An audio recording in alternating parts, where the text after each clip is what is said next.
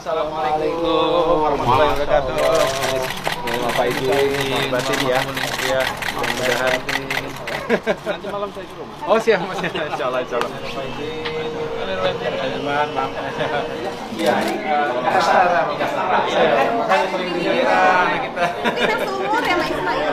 Iya. Udah tahun Ismail. Enggak ada alasan telah.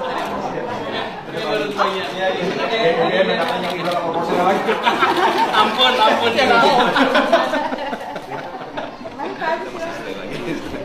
Sering kita mengatakan Indonesia Emas 2045. Pertanyaannya, mampukah kita dan bagaimana caranya? Kita bersyukur Bapak Presiden Prabowo Subianto juga begitu memiliki determinasi, memiliki komitmen, dan mudah-mudahan Kabinet Merah Putih, termasuk saya di dalamnya, bisa menjadi bagian super tim. Dan Bapak Ibu semua yang ada di ruangan ini juga bagian dari super tim itu. Karena pemerintah tidak bisa berjalan sendirian. Assalamualaikum warahmatullahi wabarakatuh. Salam sejahtera untuk kita semua. Shalom. Om Swastiastu. Namo Buddhaya. Salam kebajikan. Pertama-tama saya tentunya mengucapkan terima kasih kepada Bapak Ibu sekalian atas kebersamaan ini. Saya ingin secara khusus menyapa sekaligus mengucapkan terima kasih dan apresiasi kepada Bapak Nurdin Tampu Bolon, Presiden Komisaris NT Corp dan Nusantara TV. Semoga Pak Nurdin diberikan kesehatan, panjang usia, dan bisa terus menjadi bagian dari kemajuan demokrasi dan ekonomi di Indonesia. Saya juga ingin mengucapkan terima kasih dan juga mengungkapkan rasa haru sekaligus bangga saya kepada sahabat yang tidak pernah lupa dalam suka dan duka, Bapak Don Bosco.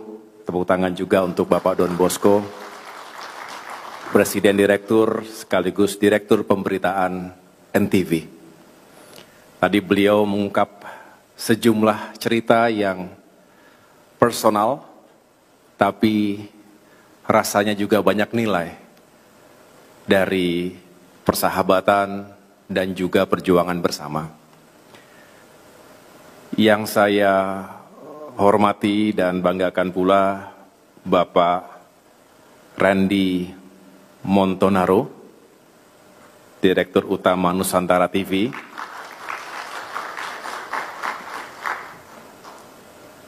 Bapak Ismoko, pemimpin redaksi nusantaratv.com, beserta seluruh jajaran direksi lainnya. Saya mohon maaf, catatan saya hanya sampai di sini.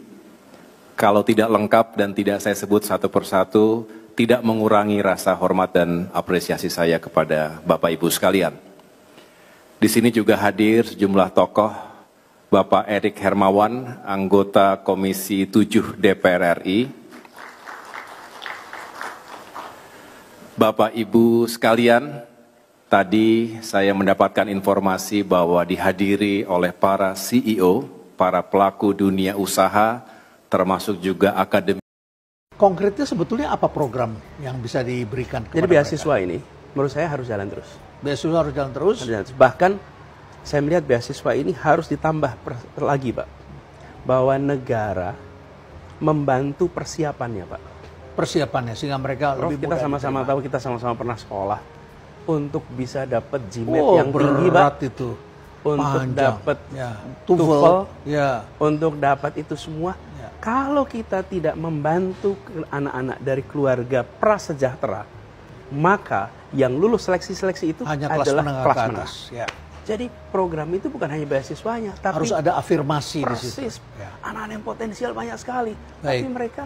Nah, jadi saya melihat program beasiswa ini positif, ya. Harus diteruskan dan beri mereka bekal. Lalu di sisi lain, Mbak, kita harus membuka lapangan pekerjaan yang membuat mereka itu ketika pulang juga punya daya dorong, Pak. Saya Pak kalau ketemu, kadang-kadang mereka apologetik Pak. Bilang begini, Pak Anies, apa kabar? Pak saya masih di sini dulu Pak, gitu. Kasian. Saya selalu bilang, Anda parkir dulu situ.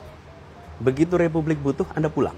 Jadi Parkir. tidak menjadi beban bagi negara, tetapi pulang dengan membawa kemampuan yang lebih Mereka, baik. saya yakin Pak, kalau di sini kita tumbuhkan meritokrasi di badan-badan pemerintah, meritokrasi di badan-badan swasta. Mereka juga mau balik. Kenapa sih mereka di sana? Dan Mereka itu yang terjadi dengan Cina, bukan dengan Tiongkok. Ketika ekonominya membaik, sistem lebih baik, kemudian diasporanya juga pulang. dan sebetulnya Pak, lebih unik adalah Park Chung Hee, Korea Selatan. Korea Selatan. Apa yang dikerjakan Pak Chung Hee? Jadi begini, ketika perang Korea, sesudah perang Korea itu ada gelombang orang pergi ke Amerika dari Korea Selatan. Mereka pada sekolah di sana. Ya. Lalu Park Chung Hee membangun pembangunan ekonomi dan dia membutuhkan orang-orang Korea untuk pulang. Apa yang dikerjakan? Presidennya datang ke Amerika keliling kota-kota. Call for duty. Kami panggil Anda pulang. Dan dia bilang, kami belum kaya. Kami belum bisa kasih Anda gaji tinggi. Tapi kalau Anda pulang, kita kalau bisa Anda bikin pulang, kaya. kita bisa perubahan. Bisa bikin Jadilah kaya, ya. 20 tahun kemudian Samsung, Hyundai, Kia, dan lain-lain. Nah, jadi Pak, kita perlu siapkan itu, lalu panggil pulang. Mereka akan pulang kok. Ya. Pak, kalau kepala negara itu datang memanggil. Tapi kepala negara memanggil itu begini. Nih, kami akan mengerjakan ini nih. Mari pulang. Oh, datang. Halo teman-teman, berjumpa bersama saya di Politik Dangi. Ya, teman-teman, apa jadinya jika Anies Baswedan dan AHY akhirnya bisa kembali bersama, bisa kembali bersatu di Pilpres 2029 ya. Ini menarik teman-teman, jika kedua tokoh hebat ini akan bersama-sama kembali, saya yakin mereka akan memenangkan Pilpres 2029. Notabene-nya bahwa ketika ya sebelum Pilpres ini mereka memang ya hampir saja bersama-sama bersatu teman-teman. Namun karena ada kekuatan politik yang sangat luar biasa sehingga mereka terpisahkan.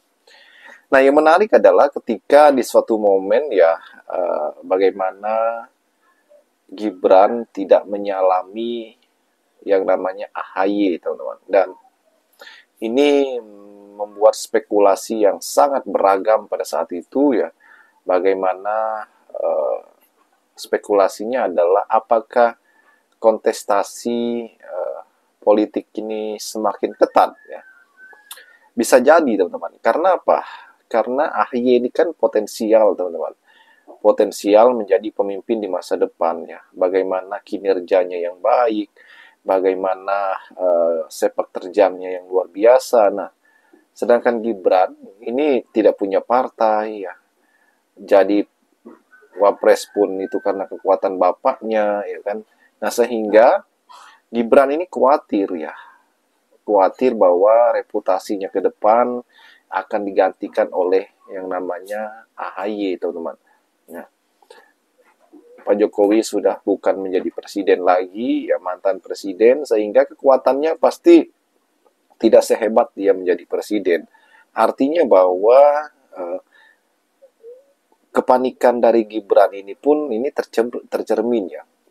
Apalagi AHY ini teman-teman pada saat acara tersebut ya berjejer dengan jenderal yang lainnya ya. Dan hanya AHY ya yang tidak disalami. Nah, ini menimbulkan spekulasi yang luar biasa. Nah, jika ini benar bahwa Gibran ya takut dan terancam akan dikalahkan oleh AHY, teman-teman, ini adalah sebuah hal yang luar biasa ya. Kenapa? Karena ini adalah potensi yang sangat hebat di 2029 nanti, kurang lebih 4 tahun lagi ya. Dan ini jika Anies dan AHY ini kembali bersatu, ya kita gaungkan teman-teman ya, supaya kedua pemimpin, kedua tokoh hebat ini bisa bersama-sama mengalahkan Prabowo dan Gibran ya. Jika Gibran dipinang lagi oleh Prabowo. Nah, jika Prabowo tidak meminang Gibran ya berakhirlah sudah ya kan. Dan kalau kita melihat bagaimana kinerja dari AHY selama setahun ini menjadi menteri, teman-teman, itu sungguh luar biasa. Beliau adalah Menko Infrastruktur yang ya membidangi infrastruktur ya.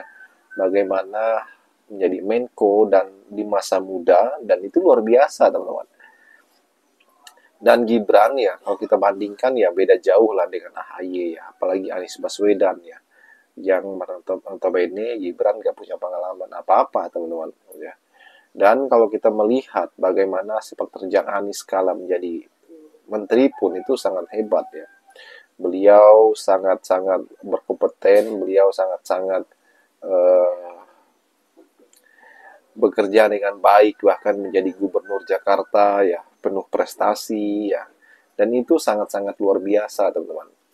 Semoga saja bahwa apa yang kita harapkan ini menjadi kenyataan. Bagaimana menurut kalian?